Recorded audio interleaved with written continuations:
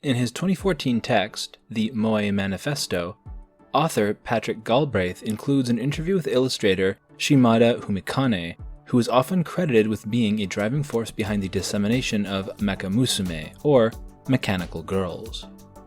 This style combines the cuteness of young girls with the aesthetics of machinery, as the name implies, mecha.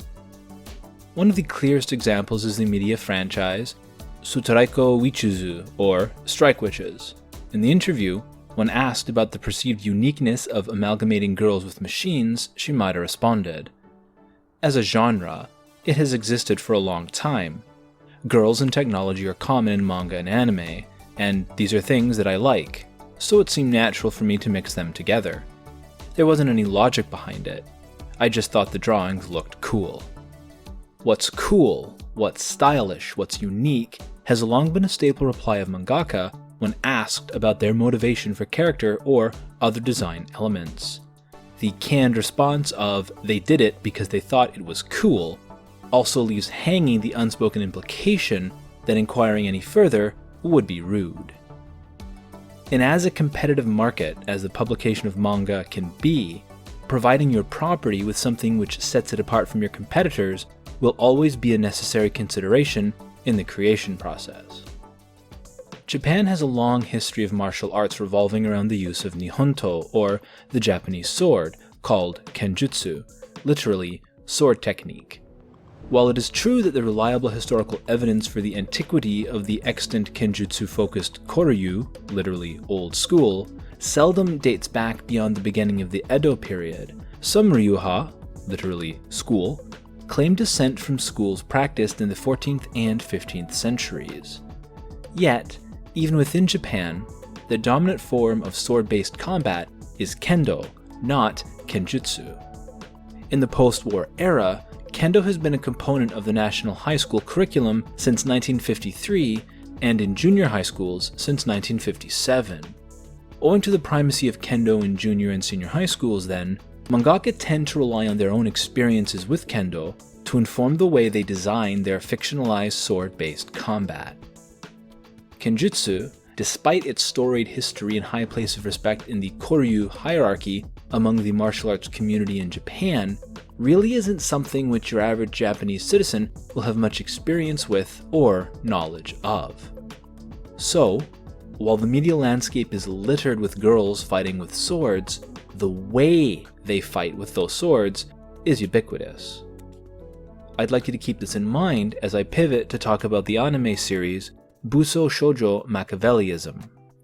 Busou Shoujo Machiavellism, or as is known in English, Armed Girls Machiavellism, was an anime which ran during spring of 2017, from April 5th until June 21st. Adapted from the manga of the same name by writer Kurokami Yuya and illustrator Kanzaki Kurana, it ran for 12 episodes to middling reviews. While it was the 11th most watched series of spring 2017, its current MAL score is 6.99 and sits at the rank of 3,629. The most fundamental shonen high school framework married to the most basic of harem romance, filled out with a cast of the usual assortment of blonde dere types, and some questionable subtext about feminism to boot. So why is the show worth watching?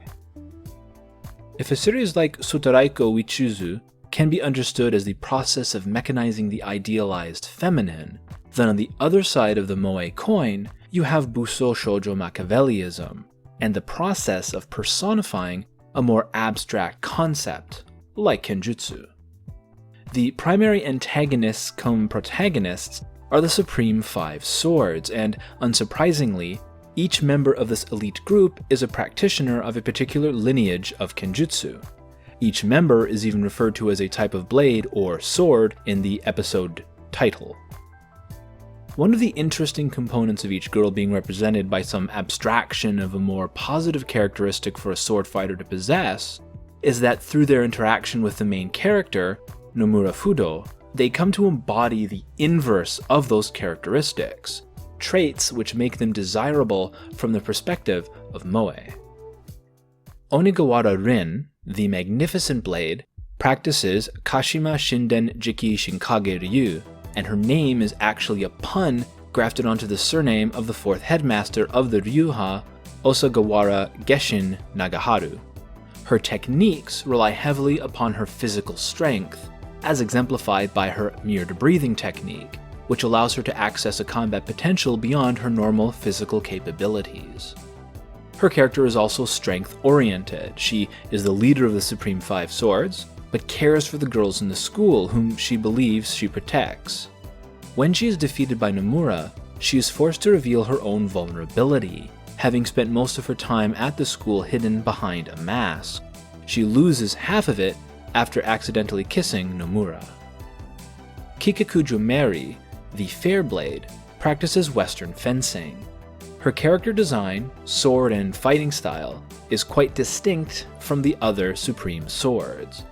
She fights with a single-handed cup-hilted rapier while grasping a French to Japanese dictionary in her offhand. Her combat style is Western fencing, which is simply a stylized version of Olympic foil and epee techniques. Her combat style is mostly offensive, relying on her explosive speed and precision to defeat her opponents. She is the most technical of Nomura's opponents, and propriety is also reflected in her social habits within the school. When defeated, that propriety is abandoned. Miri tries to tempt Nomura into touching her breasts, and while he resists, the sentiment we are left with is that she fantasizes about being seen as an object of desire. Hanasaka Warabi, the love-crazed blade, practices Taisha Ryu, a school which was said to be the best in the western half of Japan, whereas the best in the east was considered to be the Yagyu Shinkage Ryu. And this pursuit of individual prowess is visible in her flamboyant fighting style. The show leans heavily into some of the more apocryphal sources about the Ryuha to emphasize the supposed connection to ninjutsu. The link is dubious, but the practice of Shura Kenjutsu is a component of the Taisha Ryu, hinting at a ruthlessness to achieve victory, even if perceived as underhanded. But this alienates Warabi from the other Supreme Five Swords. She is not defeated by Nomura, rather Onigawara, who is helping him, as is Mary. She comes to understand the importance of connections to others and the value of camaraderie. Tamba Satori, the dubious sword, practices Keshi-ryu Kidachi Kata. The style was developed by the Tokyo Police Commission in 1886, the result of which involved the amalgamation of 10 existing Kenjutsu Ryuha into a unified and coherent system. Satori uses blackmail, guile, and her inscrutability to devastating effect. Given that she is able to switch between different styles seamlessly, she is able to keep her opponents guessing and off balance. As an aside, I think Naked Blade would have probably worked better, as she spends the entirety of her fight with Nomura nude, but also uses a katana housed in a Shirasaya Koshide, which was made for the temporary housing of the blade, rather than combat. Nomura is only able to defeat Satori by coming to understand her, if only a little bit. She too comes to see through her own defense mechanism of aloofness by being forced to make a connection with Nomura when he pierces her air of mystique to reach the girl underneath. Inaba Tsukuyo, the terrifying blade, practices Yakumaru Jigen Ryu, a descendant school of Jigen Ryu, which we learned was also the style of Kenjutsu Nomura was trained in. The style itself doesn't really focus on iaijutsu, but for narrative purposes and because it's the single biggest trope in sword fighting in anime, Inaba does. Inaba spends the vast majority of the run of the show providing voiceover for some of the fights, and otherwise looming as a figure of menace. We eventually learn why.